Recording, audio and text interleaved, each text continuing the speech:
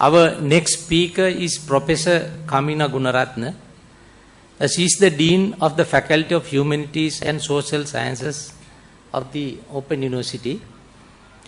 She holds the law degree from University of Colombo and Masters of Law from Harvard Law School, and also PhD from University of Waikato, New Zealand. And she has won prestigious awards such as Harvard Law School Fellowship 89 to 90, SMUTS Visiting Fellowship in Commonwealth Studies 2000 to 2001, Wolfson College, University of Cambridge, Fulbright Advanced Research and Lecturing Award 2012-13 from University of Colorado School of Law. That she has specialized in the research interests in the environment, human rights, and gender, women's rights. Professor Kamina, that's 15 minutes is allocated for you. Thank you very much. Honorable Dr. Vijayadasa Rajapaksa PC, Member of Parliament and Minister of Justice, Dr. Pratibha Mahanamaheva, Dean Faculty of Law, KDU, my fellow colleagues at the head table and members of the audience, I would like to thank the Kothalawala Defence Academy for inviting me to speak here, and it's a great honor.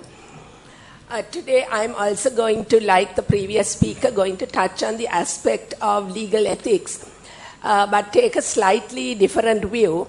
And I would also like to touch on the role of the law schools and we as law teachers in what kind of ethics we are inculcating in our students and in future lawyers.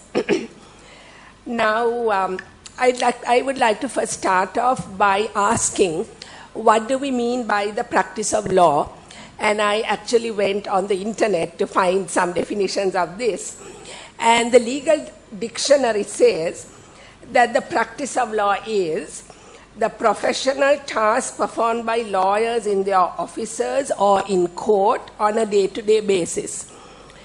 It also says the practice of law depends on lawyers having clients. So that is actually a very narrow definition of the practice of law. It just relates to the way lawyers function with clients. And I am questioning whether that definition is too narrow and whether lawyers should have a wider function towards society, towards the community. The theme of this conference is professionalism for national development. So I would like to pose the question, if we define the practice of law in such a narrow way, are lawyers really fulfilling their responsibilities at a national level?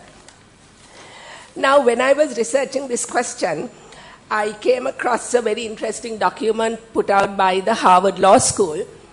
And at Harvard Law School, there is also a specialized center on the legal profession. So they think the study of the legal profession itself is something very important. And this is a report, it's called Lawyers as Professionals and as Citizens, Key Roles and Responsibilities in the 20th Century. It's on the internet, you can Google it and find it. And it has generated a lot of debate in the US, where they are also looking at this question of what is the role of lawyers, what do you mean by professionalism among lawyers? And although you might think, the United States is a very different country to us, I think this report is actually very relevant to us too. And we can also ask a few questions. Now this report, the earlier definition of practice of law said a lawyer must have clients, and it is what a lawyer does in court and in the office and so on. This report has a very interesting definition of the role of lawyers, and it says a lawyer should be an expert technician, a wise counselor, and an effective leader. And then it goes on to say that in fulfilling these roles, lawyers have 4 ethical responsibilities, and these are responsibility to their clients and stakeholders, obviously, also responsibilities to the legal system, responsibilities to institutions and responsibilities to society at large. So we can see that this is, they are taking a much wider definition of what the practice of law is and what the roles and responsibilities of lawyers are. Now the report says that, if you read the report, it discusses this argument in the context of companies, law firms, because you may be knowing in the US, lawyers commonly practice in law firms, not the way lawyers practice here independently, and law schools. So since I have no time to discuss the other two, I just want to focus on the role of law schools and the role of law teachers, of which I am also one, and how we fulfill our responsibilities. Now, I think many of us tend to forget that law teachers are also a part of the legal profession. And I think the reason we are often not counted as part of the legal profession is that most of us don't go to court. We are not allowed to. We don't even do client counseling. And there are many law teachers who haven't even joined the bar, although they may have even up to PhDs in law. But generally it has been acknowledged, though some people might say no to this, that we are a branch of the legal profession, and our function, our practice of law is to teach the law and to train future lawyers. And Justice Veeramantri also says in his book called An Invitation to the Law, and I quote, he says, "The legal profession is seen not as a two-way but as a three-way partnership in which the academic branch of the profession is by no means the least important." So he says the academic branch of the profession is the law teachers and the law schools, and we are not the least important branch of the legal profession.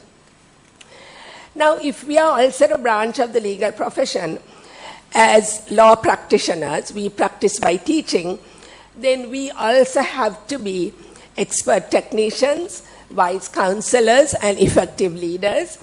And we also have responsibilities to clients, which are the students, all of you all in the audience, to the legal system, to institutions, and to society at large. So now the question that I would like to ask is, how we as law teachers and law schools, how are we carrying out this function?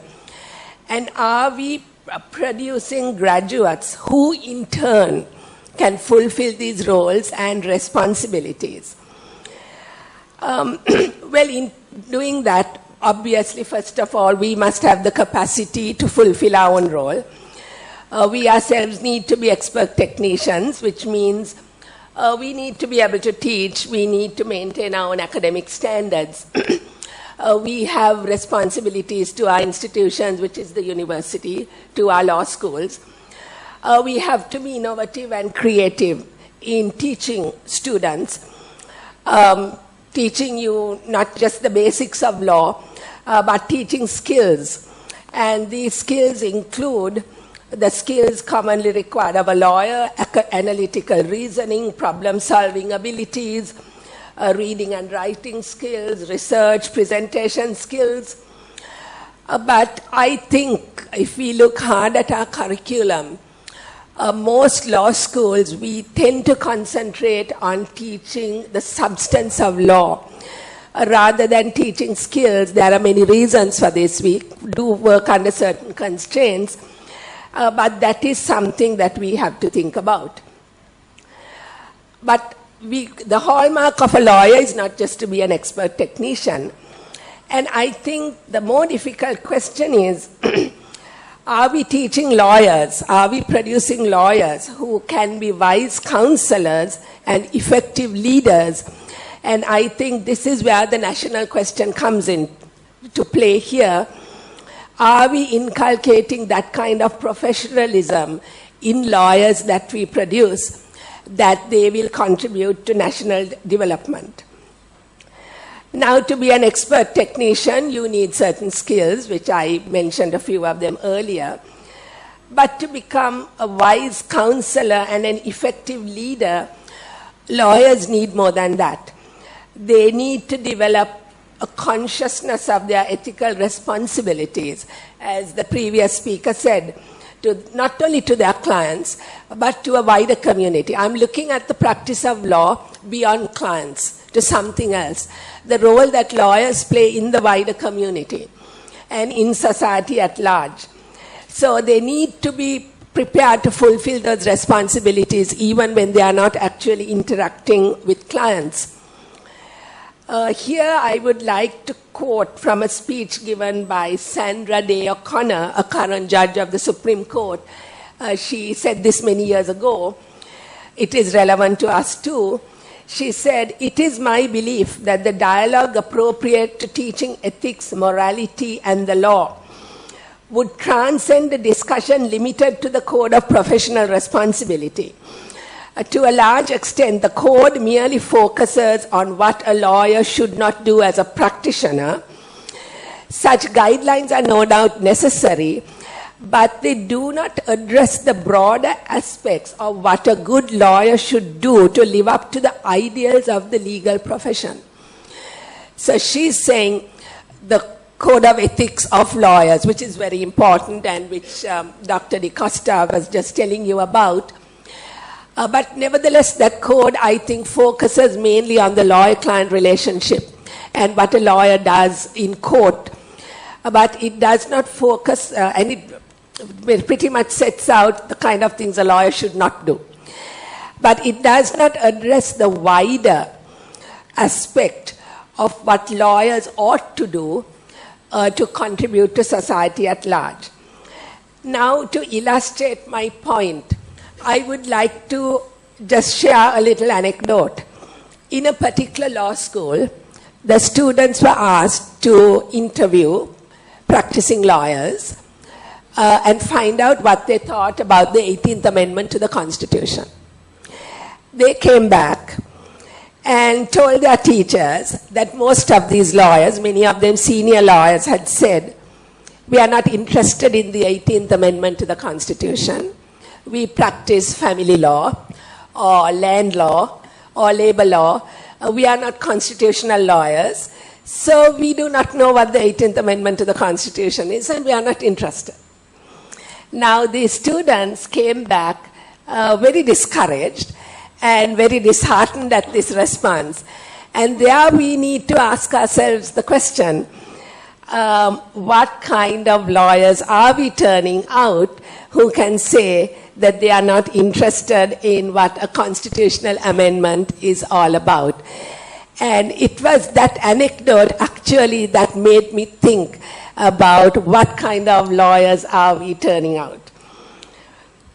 And I think personally as a law teacher, we have failed somewhere down the line if we are producing lawyers who are saying that. We have probably taught them to be good technicians, good lawyers. We have probably taught them the fundamentals of family law or land law or whatever they are practicing, and they are probably having a good practice. But does it stop there? Should we go beyond that in inculcating certain ethical responsibilities in our students? Now, again, I would like to quote Justice Sandra Day O'Connor. She said, law schools must instill in their students a consciousness of the moral and social responsibilities that they owe not only to their immediate clients, but to society at large. And maybe this is the crucial aspect of legal education that we are missing here. And as we all know, we are currently at a very critical stage. We have ended a 30-year war, but in the 6 years since it ended, we have had a very difficult time. And there have been problems which are very relevant to lawyers: constitutional amendments, threats to the judiciary, breakdown of the rule of law, violations of human rights. And I'm not saying that lawyers as a whole and the Bar Association did not take an active role in that. But I am questioning whether lawyers as a whole across the country still had that moral consciousness and felt that they had an ethical duty to fulfill their responsibilities to national development and whether we trained our graduates to give them that sense of responsibility. So the question I would like to ask, I don't have the immediate answers, is as law teachers in law schools, how do we address this issue? I think we need to take a thorough review of our curriculum. Now, currently, we teach straight law. Should we go for a more interdisciplinary basis? For example, we teach criminal law, but we don't teach sentencing policy. And what do we have? We have judges who give suspended sentences for rape, for child abuse, for child rape, but they sentence people to prison for maybe stealing a few rupees. We are teaching constitutional law, but we are not teaching political theory. We are not putting that law in context. And I think that is one aspect that we really have to look at.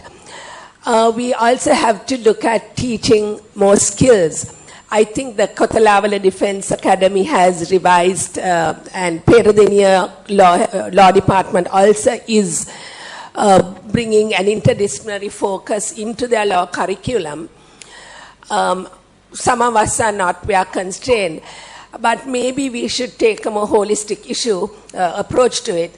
And I would like to suggest that the Council of Legal Education, which currently only deals with the Sri Lanka Law College, should take a more holistic issue to legal education in the country so that we can all pool our resources and have sort of commonly look at our curriculum, the way we teach law, so that we do inculcate more professionalism in the legal profession, which will contribute to national development.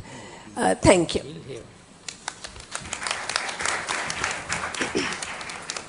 Thank you very much, Professor Kamina, that she raised very important issues with regard to the ethics in legal profession as to whether the institution in Sri Lanka deliver sufficiently, not only in the legal profession, in any given profession, that there are ethics.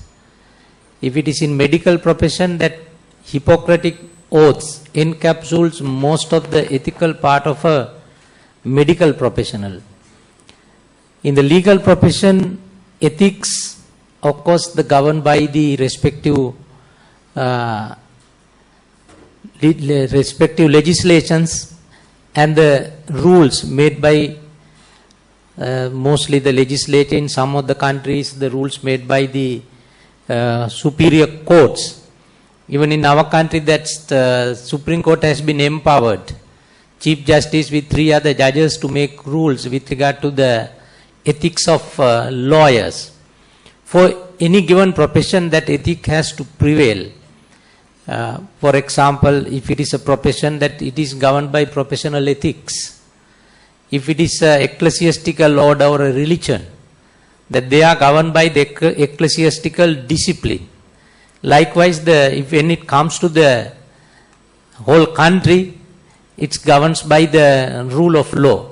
Likewise, that this professional ethics in respect of different fields we'll have to discuss in detail. I think that we might find some of the answers to the important questions raised by Professor Kamina from